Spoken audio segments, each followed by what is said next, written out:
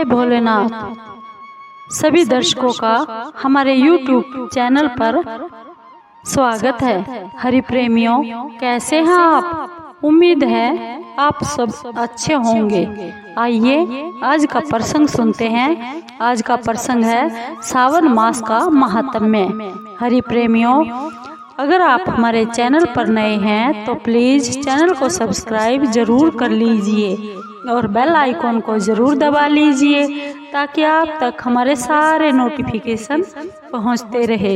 हरि प्रेमियों का एक भी सब्सक्राइब हमारे लिए बेहद मायने रखता है। आइए जानते हैं सावन मास का महात्म्य। शौनक ऋषि बोले, हे सूत, हे महाभाग, हे व्यासिष्य, हे अकल्पवृक्ष, आपके मुख कमल से अनेक आख्यानों को सुनते हुए हम लोगों की तृप्ति नहीं होती है, अपितु बार बार सुनाने की इच्छा ही बढ़ती जा रही है। तुला राशि में स्थित सूर्य में कार्तिक मास का महात्म्य, मकर राशि में माघ मास का महात्म्य और मेष राशि में स्थित सूर्य में वैशाख मास का महात्म्य और इसके साथ उन मासों के जो भी धर्म हैं, नियम हैं, उन्हें आपने भली भांति कह दिया। यदि आपके मत में इनसे भी अधिक महिमामय कोई मास हो तो भगवत प्रिय कोई धर्म हो तो आप उसे भी अवश्य कहिए। से सुनकर कुछ अन्य की हमारी इच्छा न हो, वक्ता को श्रद्धालु श्रोता के समक्ष कुछ भी छुपाना नहीं चाहिए। सूत जी महाराज बोले, हे मुनियों, आप सभी लोग सुनिए। मैं आप लोगों के वाक्य गौरव से अत्यंत संतुष्ट हूँ। आप लोगों के सामने मेरे लिए कुछ भी गोपनीय नहीं है। दम्भ रहित होना, आस्तिकता, सठता का परित्याग, उत्तम भक्ति सुनने की इच्छा, विनम्रता, ब्राह्मणों के प्रति भक्ति परायणता, सुशीलता, मन की स्थिरता, तपस्विता, पवित्रता और अनसूया, ये श्रोता के 12 गुण बताए गए हैं। ये सभी आप लोगों में विद्यमान हैं। अतः आप लोगों पर प्रसन्न होकर उस तत्व का वर्णन करता हूँ। एक समय प्रतिभाशाली सनत कुमार ने धर्म को जानने की इच्छा से परम भक्ति से युक्त होकर नम्रता पूर्वक भगवान शिव से पूछा।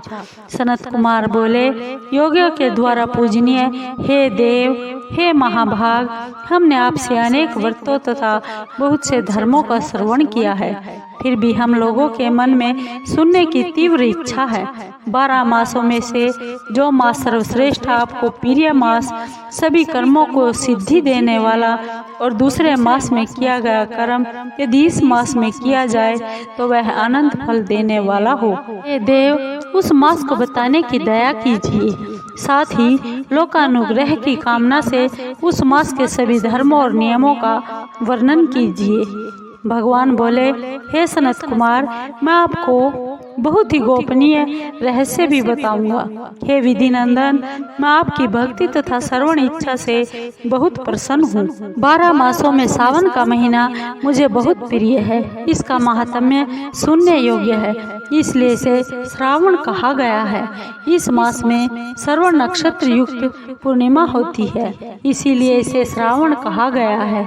इस मास का महात्म्य सुनने मात्र से सिद्धि की प्राप्ति होती है। निर्मलता गुण के कारण यह आकाश के सदृश है, इसलिए नभा भी कहा गया है। इस श्रावण मास के धर्मों की गणना करने में इस पृथ्वीलोक में कौन समर्थ हो सकता है। जिसके फल का संपूर्ण रूप वर्णन करने के लिए प्रमुख वाले 4 मुख वाले हुए, जिसके फल की महिमा को देखने के लिए इंद्र 1000 नेत्रों से युक्त हुए और जिसका फल को कहने के लिए 2000 जीवाओं से संपन्न शेष हुए। इस अधिक कहने से क्या प्रयोजन। इसके महात्म्य को देखने और कहने में कोई भी समर्थ नहीं है। मुनि अन्य मास इसकी एक कला को भी प्राप्त नहीं होते। यह सभी व्रतों तथा धर्मों से युक्त है। इस महीने में एक भी दिन ऐसा नहीं है जो व्रत से रहित हो। इस महीने में प्राय सभी तिथियां व्रत के योग्य हैं। इसके महात्म्य के संदर्भ में मैंने जो कहा है वह केवल प्रशंसा मात्र नहीं है। जिज्ञासुओं, आर्तों, भक्तों और अर्थ की कामना करने वाले तथा मोक्ष की अभिलाषा रखने वाले और अपने अभीष्ट की आकांक्षा रखने वाले चारों प्रकार के लोगों, ब्रह्मचर्य, गृहस्थ, वानप्रस्थ, संन्यास आश्रम वाले को इस सावन मास में व्रतानुष्ठान करना चाहिए। सनत कुमार बोले, हे भगवान, आपने जो कहा है कि इस मास में सभी तिथियां एवं दिन व्रत रहित नहीं है, तो आप उन्हें मुझे बताइए किस तिथि और किस दिन में कौन सा व्रत होता है, उस व्रत का अधिकारी कौन है, उसका फल क्या है और किस किस ने उस व्रत को किया है, उसके उद्यापन की विधि क्या है, जागरण करने की विधि क्या है, उसका देवता कौन है, देवता की पूजा कहाँ होनी चाहिए और पूजन सामग्री में क्या क्या होना चाहिए और किस व्रत का क्या समय होना चाहिए। प्रभु, वह सब मुझे बताने की कृपा कीजिए। यह महीना आपको क्यों प्रिय है, किस कारण यह पवित्र है, इस मास में भगवान का कौन सा अवतार हुआ, यह सब महीनों में श्रेष्ठ कैसे हुआ और इस मास में कौन कौन से धर्म अनुष्ठान के योग्य है।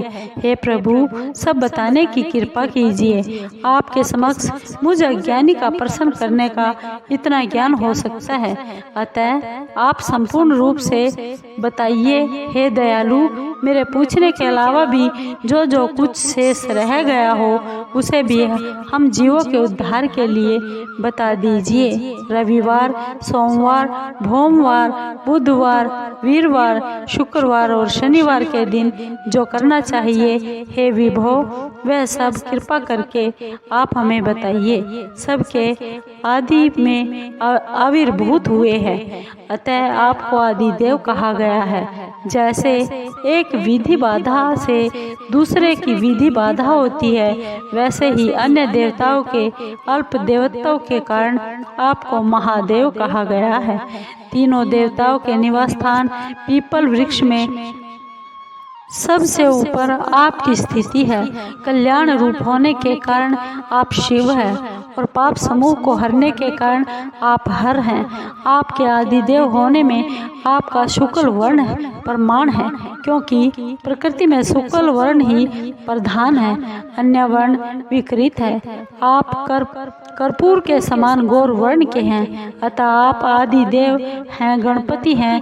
अधिष्ठान रूप 4 दल वाले मूलाधार नाम चक्र से ब्रह्मा जी के अधिष्ठान रूप 6 दल वाले स्वाधिष्ठान नामक चक्र वाले विष्णु के अधिष्ठान वाले 10 दल वाले मणिपुर चक्र से भी ऊपर अधिष्ठित होने के कारण आप ब्रह्मा तथा विष्णु से भी ऊपर स्थित है। यह आपकी प्रधानता को व्यक्त करता है।